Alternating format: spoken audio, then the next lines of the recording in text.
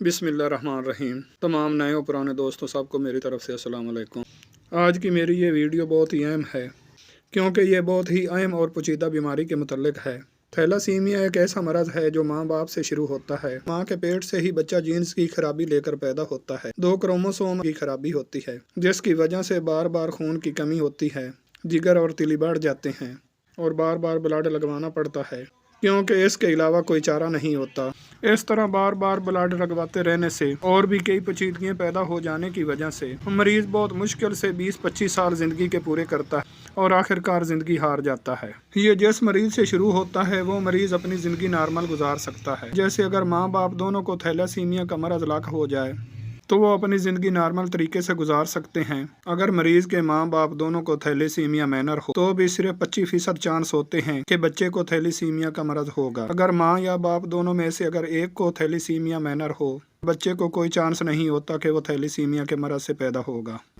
ऐसे बच्चे बिल्कुल नॉर्मल पैदा होते हैं और उनको थैलेसीमिया का सामना नहीं करना पड़ता। इसकी रोकथाम के लिए ज़रूरत इस बात की है कि आम आवाम को इसके बारे में आगाह किया जाए, इसकी तफसीलात बताई जाएं, वजूहात बताई जाएं और इसकी बुनियादी एहतियाती तदबीरें बताई जाएं ताकि शादी से पहले या शादी के दौरान, बच्चा पैदा करने से पहले जिसमें भी ये अलामात हों वो बच्चा पैदा करने से पहले अपने टेस्ट करवा लें। होम्योपैथिक तरीका इलाज में दवाएं चूँकि अलामात के मुताबिक दी जाती हैं और अलामात किसी भी कम्प्लिकेशन की वजह से पैदा होती हैं।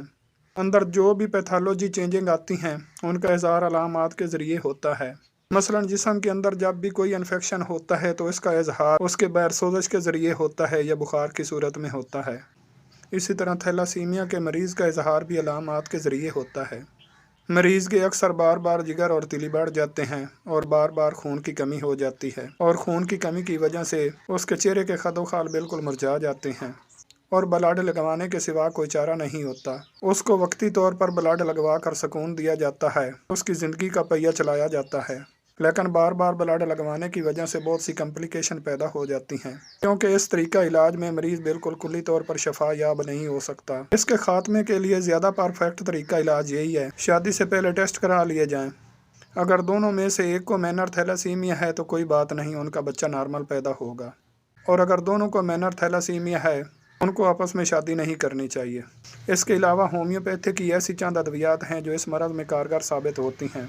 अगर मरीज़ के जिगर और तिली बार बार बढ़ जाएं और जिगर और तिली बढ़ने की वजह से बार बार खून की कमी हो तो ऐसे बच्चों को सियानोथेस 30 ताकत में सुबह दोपहर शाम के हिसाब से 2-2 कतरे 1 घूंट ताज़ा पानी में मिलाकर पिलाते रहें। अगर मरीज़ को बार बार खून लगवाने की वजह से उसका हेमोग्लोबिन ज़्यादा हो जाए तो ऐसे मरीज़ को हफ्ता बाद पल्साटीला 1 की एक खुराक खिला दी जाए तो उसका हेमोग्लोबिन नॉर्मल कर देती है।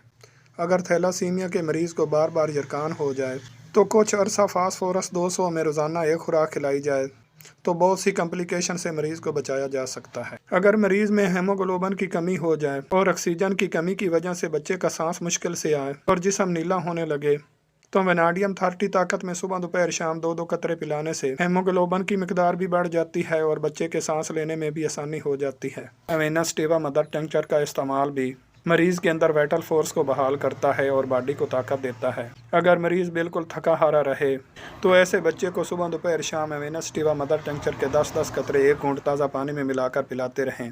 मरीज़ की थकावट बिल्कुल ख़त्म हो जाएगी और मरीज़ की वाइटल फोर्स बहाल होने लगेगी। होम्योपैथिक की और भी बहुत सी ऐसी अद्वियात हैं जो थैलासीमिया में बहुत कामयाबी से इस्तेमाल होती हैं और उनके इस्तेमाल से बहुत ही अच्छे नतीजे बरामद हो रहे हैं। लेकिन थैलासीमिया का मरज़ एक पेचीदा मसला होता है, इसलिए इसका इलाज शुरू करने से पहले किसी भी होम्योपैथिक डॉक्टर से मशवरा करना चाहिए और पूरा इलाज किसी भी होम्योपैथिक डॉक्टर की निगरानी में करना चाहिए ताकि वो अलामात के मुताबिक दवाई की तब्दीली कर सके कि कौन सी दवाई इस्तेमाल करनी चाहिए, कितने दिन इस्तेमाल करनी चाहिए और कौन सी पोटेंसी में इस्तेमाल करनी चाहिए ताकि आपको बहुत सी कम्प्लिकेशन से बचाया जा सके और मरीज़ को कुल्ली तौर पर शफा याबी से हमकिनार किया जाए।